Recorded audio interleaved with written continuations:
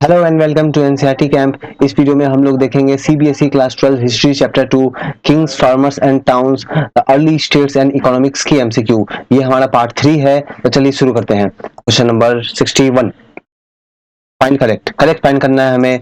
तो Magadh the empire did not encompass the entire subcontinent. तो मगध जो एम्पायर थी ये पूरे के पूरे इंडियन सब कॉन्टिनेंट में फैली हुई नहीं थी। बहुत सारे ऐसे एरियाज भी थे जहां पे इनका रूल नहीं था। बिल्कुल ये स्टेटमेंट करेक्ट है। Within the frontier of the empire control was uniform. तो देखो मगध जो एम्पायर जो थी, मान लो इतनी बड़ी मगध एम्पायर थी, तो ये पूरे एम्पायर का साइज इतना ज्यादा बड़ा था, एज अ रिजल्ट पूरे एरिया में वहां के रूलर्स जो है वो सही तरीके से ध्यान नहीं दे पाते थे। तो मेनली जो कैपिटल या आसपास की जो इंपॉर्टेंट पॉलिटिकल सेंटर जो है, जो इंपॉर्टेंट एरियाज थे, वहां पे तो वो लोग ध्यान देते थे। वहां पे जो भी लॉ वगैरह जो था, जो भी रूल्स था, सही तरीके से चलती थी। लेकिन जो दूर दूर के एरियाज है वहां पे बहुत ज्यादा प्रॉपर वे में रूल जो है उनकी नहीं चलती थी। ठीक है, तो वहां पे उनका जो एम्पायर का जो भी रूल्स वगैरह कंट्रोल था वो यूनिफॉर्म नहीं था। तो यहाँ पे लिखा हुआ है कि यूनिफॉर्म था, ये गलत हो जाएगी। By the second century BC, new chiefdoms and kingdoms emerged in several part of this subcontinent। देखो जो किंग्स की जो एरियाज होती है, जो बड़े बड़े एम्पायर्स होते हैं, अगर मान लो आगे चल के किंग जो है वो वीक होने लगते हैं, तो जनरली होता यह है कि वो किंग के अंदर में जो लोग काम कर रहे होते हैं, ठीक है, किंग के अंदर में जो ऑफिशियल्स जो काम कर रहे होते हैं, वो लोग ट्राई करते हैं अपना खुद का एक किंगडम स्टैब्लिश करने का, खुद का एम्पायर स्टैब्लिश करने का। तो हम लोग देखेंगे कि सेकेंड सेंचुरी बीसी से बहुत सारे न्यू न्यू चिफ्सडम्स जो है ये इमर्ज होकर सामने आएंगे सब कॉन्टिनेंट में। तो ये स्टेटमेंट जो है ये करेक्ट है। तो हमें करेक्ट फाइंड करना है, तो 1 और 3। आगे बढ़ते हैं क्वेश्चन नंबर 60। अच्छा, मैं माफी चाहूंगा, यहाँ नंबरिंग की थोड़ी गलती हो गई है, ये 63 है यहाँ पे। ठीक है, तो what is the meaning of the word Swarnagiri. तो स्वर्णगिरी जो वर्ड है इसकी मीनिंग क्या है? The golden weapon, the golden mountain, the inscription written on gold, या फिर a form of dancing art. Correct answer होगा द गोल्डन माउंटेन। आगे बढ़ते हैं, find incorrect. Pataliputra was the capital of Magadh empire. तो पाटलिपुत्र जो है ये मगध एम्पायर की कैपिटल थी। हाँ बिल्कुल, ये तो करेक्ट है, बिल्कुल कैपिटल थी। इसके अलावा हम लोग सेकंड क्वेश्चन हम लोग देखते हैं, हमें इनकरेक्ट फाइंड करना है यहाँ पे। तो Ujjaini and Tosali were not important political centre in Magadh empire. तो ये जो उज्जैनी थी एंड तोसाली जो थी, ये इंपॉर्टेंट पॉलिटिकल सेंटर नहीं थी मगध एम्पायर में। ये स्टेटमेंट गलत हो जाएगा। क्यों? क्योंकि देखो मगध एम्पायर में हम लोग टोटल 5 इंपॉर्टेंट पॉलिटिकल सेंटर का बात करते हैं, वहां पे मेंशन मिलता है। उनमें से होगी कौन कौन सी? पाटलिपुत्र होगी, उज्जैनी होगी, तोसाली होगी, स्वर्णगिरी होगी। तो टोटल हम लोगों ने अभी तक 4 देख लिए। 5वां कौन सा था ये आप बताओ, ये आप मुझे कमेंट करके बताओ। 4 मैंने बता दिए, उज्जैनी, तोसाली, पाटलिपुत्र और स्वर्णगिरी। 5वां जो है वो आप मुझे कमेंट करके बताना। तो ये स्टेटमेंट गलत हो जाएगी। यहां तो लिखा हुआ है कि पॉलिटिकल सेंटर इंपॉर्टेंट नहीं था। स्टेटमेंट 3 देखते हैं कि all important 5 political centre in Magadh empire were not mentioned in Ashokan inscription. तो अशोका की जो इंस्क्रिप्शन मिली है, उस इंस्क्रिप्शन में ये 5 इंपॉर्टेंट पॉलिटिकल सेंटर के बारे में हमें नॉलेज नहीं मिलता है, वहां पे उसका मेंशन नहीं मिलता है। ये गलत है, बिल्कुल नहीं मेंशन मिलता है वहां पे, तो ये गलत हो जाएगी। इनकरेक्ट फाइंड करना है हमें 2 और 3। आगे बढ़ते हैं 65 की तरफ। Swarnagiri was possibly important for tapping gold mines। तो स्वर्णगिरी जो एरिया जो था, बेसिकली ये बहुत ही इंपॉर्टेंट था बिकॉज वहां से गोल्ड मिलते थे। बिल्कुल ये करेक्ट है। हमें इनकरेक्ट फाइंड करना है। तो स्वर्णगिरी बिलोंग टू गुजरात, गुजरात नहीं, कर्नाटका है ना, कर्नाटका। तो ये वाली तो स्टेटमेंट गलत हो जाएगी। इनकरेक्ट फाइंड करना है हमें, ओनली 2। आगे बढ़ते हैं, what's the meaning of the word Tamilakam. So जो तमिलकम वर्ड जो है इसकी मतलब क्या है, मीनिंग क्या है? Name of ancient Tamil weapon, name of ancient Tamil culture, name of ancient Tamil country, या फिर name of ancient Tamil king. Correct answer होगा option 3, name of ancient Tamil country. आगे बढ़ते हैं क्वेश्चन नंबर 67 की तरफ। Tamilakam included parts of present day. तो देखो तमिलकम जो कंट्री जो पास्ट में थी, जिस एरिया में थी, उस एरिया में आज के डेट में कौन कौन से स्टेट्स है बेसिकली, ठीक है, कौन कौन से स्टेट्स के एरिया वहां पे आते हैं। तो करेक्ट आंसर वहां पे आप देखो, आंध्र प्रदेश बिल्कुल ये होगा, केरला भी है, तमिलनाडु भी है। मतलब ये तीनों स्टेट्स जो है इनके एरियाज उस तमिलकम पास्ट में जो वो कंट्री जो थी उसमें आते हैं। सो हमारा करेक्ट फाइंड करना है, ऑल ऑफ दिस होगा ऑप्शन डी। आगे बढ़ते हैं 68 की तरफ। करेक्ट फाइंड करना है हमें। The new kingdoms that emerged in Deccan and further north included the chiefdoms of Cholas, Cheras, Pandyas in Tamilkam. तो ये जो तमिलकम वाला जो रीजन था वहां पे हम लोग देखेंगे कि न्यू किंगडम्स, न्यू चिफ्सडम्स जो है ये इमर्ज होके आएंगे, न्यू एक किंगडम जो है वो बनेगी, that is Cholas, Cheras and Pandyas. ये लोग जो है ये इनकी डायनेस्टी वहां पे रूल करेगी, ठीक है। और ये कहां पे होगा, ये दक्कन और दक्कन के साउथ में होगा, है ना, दक्कन और दक्कन रीजन के साउथ में होगा। दक्कन आपने जरूर देखा होगा, सेंट्रल इंडिया वाली जो रीजन जो है वहां पे, तो ये साउथ में होगा। लेकिन यहाँ पे देखो मैंने तो नॉर्थ लिखा हुआ है, मतलब ये गलत हो जाएगी, तो ये वाली स्टेटमेंट गलत हो जाएगी, साउथ होना चाहिए था यहाँ पे। Their region proved to be stable and prosperous। तो ये जो साउथ वाली रीजन में ये जो चोला, चेरास, पांड्यास जो है ये लोग रूल करेंगे इस रीजन में, तमिलकम वाली रीजन में, तो वहां पे काफी स्टेबिलिटी होगी, वहां पे लोग भी काफी प्रॉस्परस होंगे, तो सब कुछ बेहतर चलेगा। तो ये हम लोग देखेंगे कि ये स्टेटमेंट करेक्ट है। करेक्ट फाइंड करना है हमें, ओनली 2। आगे बढ़ते हैं, करेक्ट फाइंड करना है हमें।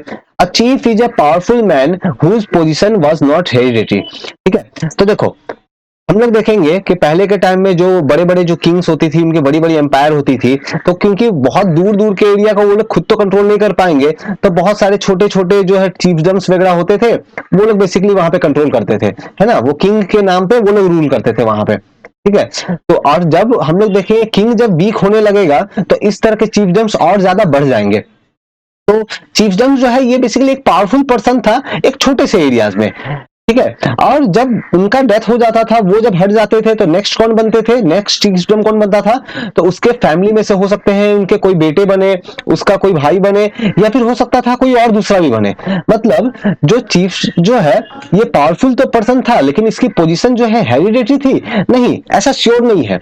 उसके फैमिली में से भी बन सकते थे, नहीं भी बन सकते थे, मतलब ये वाली स्टेटमेंट गलत हो जाएगी। Generally there are no regular armies and official in chiefdoms. तो जैसा हम लोगों ने देखा, चिफ्सडम्स बेसिकली एक बहुत बड़े एरिया नहीं, काफी छोटे ही एरिया में रूल करते थे, तो इनके पास बहुत बड़ी आर्मी या ऑफिसर्स वगैरह ऐसा नहीं होता था। जब कभी भी इनको कुछ वॉर वगैरह करना होता था, फाइट वगैरह करना होता था, तो बेसिकली ये कुछ लोगों के ग्रुप्स लेके आते थे, मिलिशियाज लेके आते थे। ठीक है, तो ये वाली स्टेटमेंट जो है ये करेक्ट है, क्योंकि इनके पास जो है रेगुलर आर्मीज जो है वो नहीं थी। He received gift from his subordinates। King के पास रिसोर्सेस कैसे आते थे, वो किंग तो टैक्स लगाते थे, लेकिन ये चीफडम्स जो है इनके पास पैसे कैसे आते थे, तो ये जो चीफडम्स जो भी थे, ठीक है, इनके अंदर में फिर और भी छोटे छोटे जो है वो फ्यूडल लॉर्ड्स जैसे सामंत जमींदार टाइप के लोग थे, तो वो लोग इनको गिफ्ट देते थे। ठीक है, वो लोग इनको गिफ्ट देते थे और उन्हीं से इनका चलता था, तो बेसिकली इनको सबऑर्डिनेट से गिफ्ट मिलता था। करेक्ट स्टेटमेंट है। करेक्ट फाइंड करना है हमें, क्या होगा, ऑप्शन सी 2 और 3। आगे बढ़ते हैं, find incorrect. The early Sangam text were in Pali. तो हम लोग देखेंगे स्टार्टिंग में जो संगम जो टेक्स्ट थी ये पाली लैंग्वेज में थी, नहीं पाली में नहीं, तमिल में थी। ठीक है, तो ये वाली तो गलत हो जाएगी। It contain story but not poems, ये भी गलत है। ये जो संगम टेक्स्ट थी इनमें पोएम्स होते थे, ठीक है, इनमें पोएम्स होते थे, मतलब ये वाली भी गलत हो जाएगी। Next, It had description on how chief acquired and distributed resource। तो ये जो संगम टेक्स्ट है जिनमें पोएम्स है, उनमें बहुत बार ये भी लिखा होता है, जानकारी ये भी मिलती है हमें वहां से कि किस तरह से जो चीफ्स जो थे, जो किंगडम्स के जो चीफडम्स के जो चीफ्स जो होते थे, वो किस तरह से वो रिसोर्स को एक्वायर करते थे, इनके पास वो रिसोर्स कैसे आता था, फिर कैसे वो लोग उसको डिस्ट्रीब्यूट करते थे, इन सब के बारे में डिस्क्रिप्शन मिलता है। तो ये वाली स्टेटमेंट करेक्ट हो जाएगी। इनकरेक्ट फाइंड करना है हमें, तो इनकरेक्ट कौन से हो जाएंगे, 1 और 2, option A 71। Find correct. Satavahana ruled over past of eastern and central India. तो सातवाहना जो किंग्स जो थे, इन लोगों ने रूल किया था बेसिकली ईस्टर्न और सेंट्रल इंडिया में, ईस्टर्न नहीं वेस्टर्न में किया था। ठीक है, तो वेस्टर्न होना चाहिए था यहाँ पे, तो ये गलत हो जाएगी। They derived revenue from long distance trade. तो ये जो सातवाहना पीपल जो थे, ये लॉन्ग डिस्टेंस में काफी दूरी की जो ट्रेड जो है वो सब करते थे, और वहां से इनको जो है रेवेन्यू मिलता था। तो बिल्कुल ये स्टेटमेंट ये करेक्ट है। देयर सोशल ओरिजिन वेयर ऑफेंड ऑब्सक्योर। मतलब क्या है, इनके बारे में, इनके पास्ट के बारे में कि आखिर ये आए कहां से है, तो इनके पास्ट के बारे में बहुत ज्यादा जानकारी नहीं है, बहुत कुछ अननोन है। एज ए रिजल्ट हम लोग बोलते हैं कि इनकी सोशल ओरिजिन जो है ये ऑब्सक्योर है। ठीक है, तो बहुत ज्यादा जानकारी हमें इनके बारे में नहीं है, इनकी सोशल ओरिजिन के बारे में जानकारी नहीं है, तो इसलिए हम लोग ऐसा बोलते हैं। तो ये स्टेटमेंट जो है करेक्ट हो जाएगी। करेक्ट फाइंड करना है हमें, ऑप्शन होगा 2 और 3, ऑप्शन सी। आगे बढ़ते हैं, central Europe was the origin of शक। तो जो शक पीपल जो थे, इनकी ओरिजिन कहां से थी? तो सेंट्रल यूरोप से थी। ये भी गलत है, सेंट्रल यूरोप नहीं, सेंट्रल एशिया, एशिया होना चाहिए था यहाँ पे, तो ये गलत हो जाएगी। शक established kingdoms in northwestern and western part of the subcontinent। तो ये जो शक पीपल थे, ये हमारे कंट्री को, अगर आप देखो, हमारा मान लो ये कंट्री है, इंडिया है, तो उस समय देखो जो अफगानिस्तान और पाकिस्तान, ये basically north western and western वाला जो रीजन है, वहां पे जम्मू कश्मीर आसपास के एरिया जो है, वहां पे इन लोगों ने अपना किंगडम को स्टैब्लिश किया था। तो ये वाली स्टेटमेंट करेक्ट है। करेक्ट फाइंड करना है हमें, ओनली 2। नाउ सीला सीला पड़ी कड़म, अगर मैं स्पेलिंग गलत बोल रहा हूं तो माफी चाहूंगा। तो is an epic written in, तो ये जो एपिक जो है, ये कौन सी लैंग्वेज में लिखी गई है? चलो ये मुझे आप कमेंट करके बताओ, आप मुझे बताओ कि ये कौन सी लैंग्वेज में लिखी गई है। इसकी आंसर आप लोग देना, और मैं इसके आंसर जो है मैं कमेंट में पिन करके भी मैं डाल दूंगा, ठीक है? तो आपको अगर आंसर नहीं भी आता है तो आप पिन करके मैं वहां पे कमेंट बॉक्स में डाल दूंगा, आप वहां से देख सकते हो, या फिर आप टेलीग्राम ग्रुप में आप अगर आप मेरे हो तो वहां पे भी मैं जो है आपकी इसके आंसर मैं प्रोवाइड कर दूंगा। इसके साथ ही अगर आपको पता है तो आप लोग मुझे ये बताना तो कि एपिक वर्ड का मतलब क्या होता है? एपिक वर्ड का मतलब क्या होता है, आप लोग मुझे कमेंट करके बताना। Question number 74, assertion reason. So Kushan identify with various of variety of deities. तो हम लोग ये देखेंगे कि कुसान जो रूलर जो थे, ये अपने आप को बहुत सारे गॉड से रिलेट करते थे, कि ये लोग गॉड के फैमिली से बिलोंग करते हैं, ठीक है? तो ये बिल्कुल स्टेटमेंट करेक्ट है, असर्शन करेक्ट है। This help them in claiming high status. तो ऐसा करते क्यों थे? बिकॉज ऐसा करने से इनको जो है, इसको सोसाइटी में हाई स्टेटस मिलता था, बिकॉज बाकी सारे लोग जो है वो कुसान रूलर्स को ऐसे देखते कि ये लोग तो गॉड के फैमिली से बिलोंग करते हैं, गॉड से बिलोंग करते हैं, तो दैट मीन्स हमें इनकी बातें माननी चाहिए, ठीक है? तो उनको रूल करने में आसानी होगी। तो बिल्कुल रीजन भी करेक्ट है, बिल्कुल करेक्ट एक्सप्लेनेशन है, हमारा आंसर होगा ऑप्शन ए। आगे बढ़ते हैं 75, फाइंड करेक्ट। तो हमें करेक्ट स्टेटमेंट जो है हमें ये फाइंड करना है। Kushan history has been reconstructed from inscription and textual traditions. तो कुसान की जो हिस्ट्री जो है, ये बहुत सारे इंस्क्रिप्शन और टेक्सचुअल ट्रेडिशन से मिलती है, बिल्कुल ये करेक्ट है। The notion of kingship they wished to project are perhaps the best evidence in their coin and sculpture। तो ये जो कुसान जो रूलर्स जो थे, ये जिस तरह की किंगशिप बनाना चाहते थे, जिस तरह की किंगशिप को प्रेजेंट करना चाहते थे, प्रोजेक्ट करना चाहते थे, इनके बारे में हमें बहुत अच्छा एविडेंस कहां से मिलता है? उनके कॉइन एंड स्कल्पचर से। तो बिल्कुल ये भी करेक्ट है, हमारा आंसर होगा, दोनों ही करेक्ट है, ऑप्शन सी करेक्ट फाइंड करना था हमें। आगे बढ़ते हैं, question number 76। Colossal statue of Kusan ruler have been found installed in a shrine at Math near Mathura. तो हम लोग देखेंगे मथुरा जो उत्तर प्रदेश में है, वहां पे हम लोग देखेंगे कि कुसान रूलर्स जो थे, इनकी जो है कुछ स्टैच्यूज वगैरह जो है यहाँ पे मिली है, बिल्कुल ये करेक्ट है। सिमिलर स्टैच्यू, ऐसी ही स्टैच्यू हमें ईरान में भी मिली है, नहीं ईरान में नहीं, ऐसी स्टैच्यू हमें अफगानिस्तान में मिली है, ठीक है? तो ये वाली तो गलत हो जाएगी। Some historians feel this indicate that Kushan consider themselves godlike। मैंने ऑलरेडी आपको बताया कि कुसान जो है अपने आप को गॉड के फैमिली से बिलोंग करते थे, ताकि उनको रूल में करने में आसानी हो, अपने आप को गॉड लाइक प्रोजेक्ट करते थे। तो ये स्टेटमेंट करेक्ट है। तो करेक्ट फाइंड करना है हमें, कौन सा आंसर होगा? Option B 1 and 3। आगे बढ़ते हैं, question number 77, find incorrect. Incorrect find करना है हमें। तो देखते हैं, many Kushan ruler also adopted the title of Devputra और ग्रैंडसन ऑफ गॉड। तो देखो, जो कुसान रूलर है वो अपने आप को गॉड से रिलेट करते थे, गॉड की फैमिली से बिलोंग करते थे, अब वो टाइटल यूज करते थे देवपुत्र, अपने नाम के आगे देवपुत्र वगैरह जो है वो लोग लगाते थे, ठीक है ये। लेकिन देखो, देवपुत्र का मतलब जो है ग्रैंड सन ऑफ गॉड नहीं होता है, इसका मतलब होता है सन ऑफ गॉड, मतलब ये वाली स्टेटमेंट गलत हो जाएगी। यहाँ पे सन ऑफ गॉड होता तब जाके ये ठीक होता, ठीक है? तो ये तो गलत हो जाएगी। अब इनको ये आइडिया आया कहां से कि इस तरह से ये लोग टाइटल वगैरह लगाए? तो basically possibly inspired by Greek rulers who call themselves son of the haven. तो ये एस्टिमेट किया जाता है पॉसिबली कि ये लोग जो है ग्रीक रूलर से इंस्पायर्ड थे, ठीक है? ग्रीक रूलर से इंस्पायर्ड थे कि क्योंकि वो लोग जो है वो लोग सन ऑफ हेवन टाइटल लगाते थे। नहीं, ये गलत हो जाएगी, ग्रीक नहीं, ऐसे वो लोग चाइनीज, पॉसिबली वो लोग चाइनीज वालों से इंस्पायर्ड थे, क्योंकि वो लोग जो है सन ऑफ हेवन इस तरह का टाइटल लगाते थे। तो ये वाली भी गलत हो जाएगी। इनकरेक्ट कौन सा है? दोनों ही इनकरेक्ट है, ऑप्शन सी। आगे बढ़ते हैं 78, find incorrect. By the 4th century there is evidence of smaller states. तो हम लोग देखेंगे जैसे जैसे 4th सेंचुरी आने लगेगी तो काफी सारे छोटे छोटे स्टेट्स जो है वो आने लगेंगे, स्मॉलर नहीं लार्जर स्टेट्स आने लगेंगे, ठीक है। Many states dependent on Samanta, तो बिल्कुल ये करेक्ट है। देखो बहुत सारे किंग्स, जैसे मैंने ऑलरेडी बताया कि किंग्स के एरिया, किंगडम जो होती थी इतनी बड़ी होती थी कि वो अकेले दूर दूर के एरिया को रूल नहीं कर सकते थे। एज ए रिजल्ट होता ये था कि वो लोग किसी सामंत को एक एरिया दे देते थे, अब बोलते थे कि यहाँ पे तुम मेरे बिहाफ पे रूल करो, मेरा नाम लेके तुम वहां पे रूल करो, अब मुझे बस टैक्स वैक्स पहुंचाते रहना, ठीक है। तो बहुत सारे स्टेट जो है वो सामंत पे डिपेंड करते थे, बिल्कुल करेक्ट बात है ये। Samanta maintain themselves through local resource but not control over land. तो सामंत को जो छोटा सा एरिया मिलता था वहां पे जो भी रिसोर्सेस जो भी होते थे वहां से वो अपने अपना जो भी खर्चा वगैरह है चलाते थे, किंग को भी कुछ गिफ्ट वगैरह टैक्स वगैरह पहुंचाते थे, लेकिन सामंत का वो जो लैंड जो मिलता था उसके ऊपर कंट्रोल नहीं होता था। गलत हो जाएगी स्टेटमेंट, बिल्कुल कंट्रोल बिल्कुल होता था, ठीक है। तो इनकरेक्ट फाइंड करना है हमें, कौन सा होगा, ऑप्शन बी 1 और 3। आगे बढ़ते हैं, इनकरेक्ट फाइंड करना है हमें।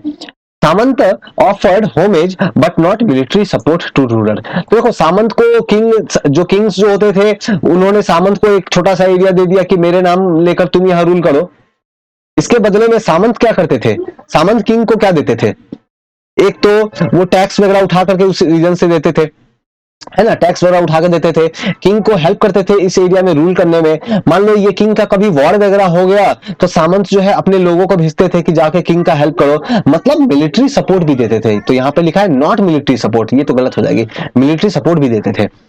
Even powerful Samant could not become Kings. अब मान लो ये जो सामंत जो है ये किंग को काफी हेल्प कर रहा है, फ्यूचर में जाके ये किंग बहुत वीक हो गया तो हो सकता है ये जो सामंत जो है ये अपने आप को किंग डिक्लेयर कर दे, ये मौके का फायदा उठा करके ये सामंत जो है ये अपने आप को किंग डिक्लेयर कर दे कि ओके अब से मैं इस रीजन का किंग हूं, मैं इसका बात नहीं मानूंगा, क्यों, क्योंकि ये तो वीक है।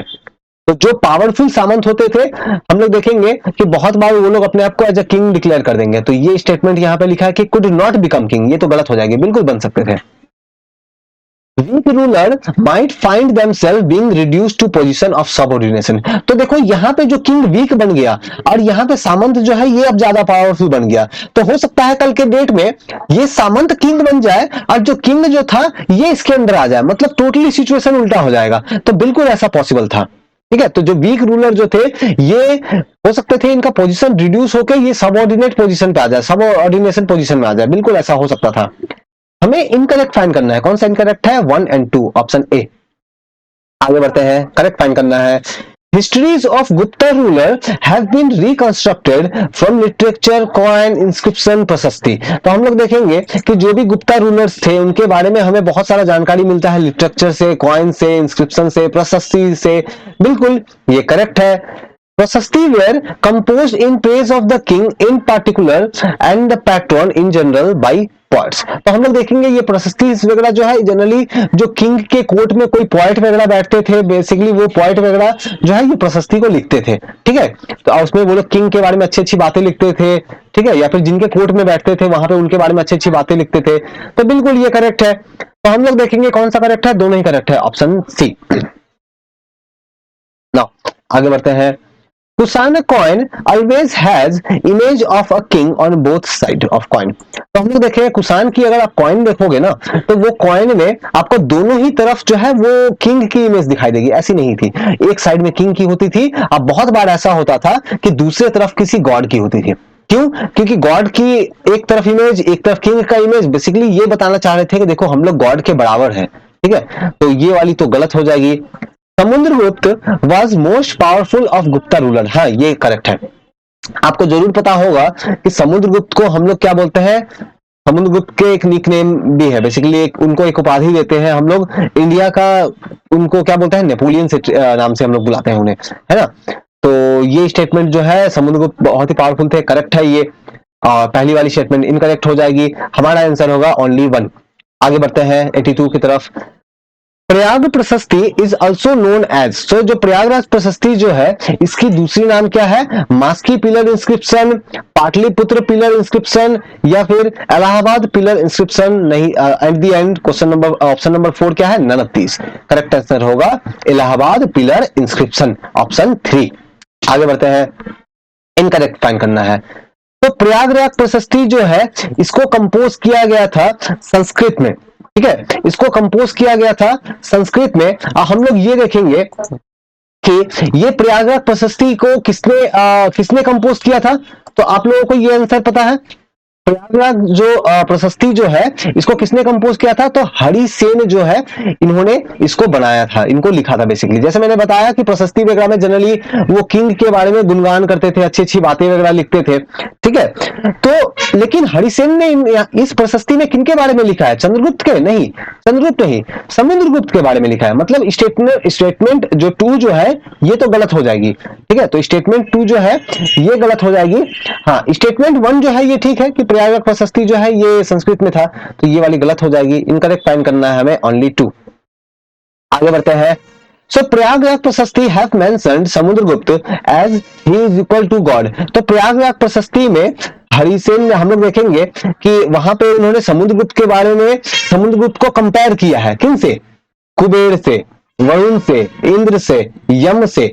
तो इन चारों किंग से उन्होंने इनको कंपेयर किया है कि समुद्रगुप्त तो इनके बराबर है, समुद्रगुप्त वरुण के बराबर है, समुद्रगुप्त इंद्र के बराबर है, समुद्रगुप्त जो है वो यम के बराबर है। तो बिल्कुल इन सभी से कंपेयर किया है। हमारा करेक्ट होगा option D, all of this. इसके साथ ना यहाँ पे देखो कुबेर कौन से गॉड थे या वरुण कौन से गॉड थे, ये आप लोगों को याद कर लेनी चाहिए, ठीक है, एग्जाम में पूछे जा सकते हैं। Question number 86, find incorrect. Sudarshan lake is in Gujarat. तो ये जो सुदर्शन लेक जो है ये गुजरात में है। हाँ बिल्कुल, ये करेक्ट बात है। और सुदर्शन जो वर्ड जो है इसकी मतलब क्या होती है, इसकी मीनिंग क्या होती है। तो इसका मतलब होता है ब्यूटीफुल, है ना, ब्यूटीफुल, लार्ज नहीं। तो इनकरेक्ट फाइंड करना है हमें, ओनली 2। क्वेश्चन नंबर 87 देखते हैं। The Sudarshan lake was an artificial reservoir. तो हम लोग देखेंगे सुदर्शन लेक जो थी ये एक आर्टिफिशियल रिजर्वर थी, है ना, जहां पे लोगों ने इनको बनाया था। वहां पे वाटर वगैरह स्टोर करते होंगे, ठीक है, वहां पे पानी को स्टोर करते होंगे। तो ये तो करेक्ट हो जाएगी, नेचुरल नहीं था। और हम लोग देखते हैं we know about it from the copper plate inscription of Rudradaman. तो हमें इस लेख के बारे में जानकारी कहां से मिलती है, इंफॉर्मेशन कहां से मिलती है। तो रुद्रदमन की जो इंस्क्रिप्शन है वहां से जानकारी मिलती है, लेकिन रुद्रदमन की कॉपर प्लेट वाली नहीं, रुद्रदमन की रॉक इंस्क्रिप्शन से जानकारी मिलती है। तो ये तो गलत हो जाएगी। The inscription of Rudradaman was compose इन तमिल। तो ये जो इंस्क्रिप्शन था, रॉक वाला जो इंस्क्रिप्शन जो था, ये तमिल लैंग्वेज में बनाया गया था, नहीं लिखा गया था, नहीं तमिल में नहीं, संस्कृत में, है ना, संस्कृत में। तो ये वाली भी गलत हो जाएगी। तो कौन सा इनकरेक्ट है, 2 और 3, ऑप्शन सी।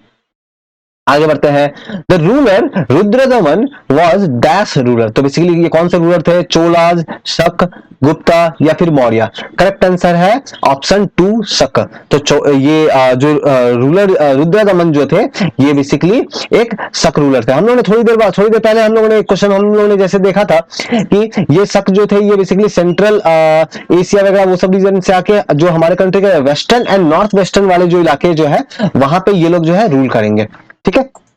तो आगे बढ़ते हैं हम लोग, यहां आंसर होगा ऑप्शन 2 शक। क्वेश्चन नंबर 89, क्वेश्चन नंबर 89 देखते हैं। According to inscription of Rudradaman, Sudarshana lake was build by local governor during the rule of Mauryas.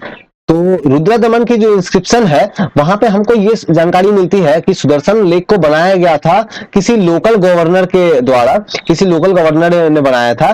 कब, जब मौर्य जो है वो लोग रूल कर रहे थे। बिल्कुल ये करेक्ट है।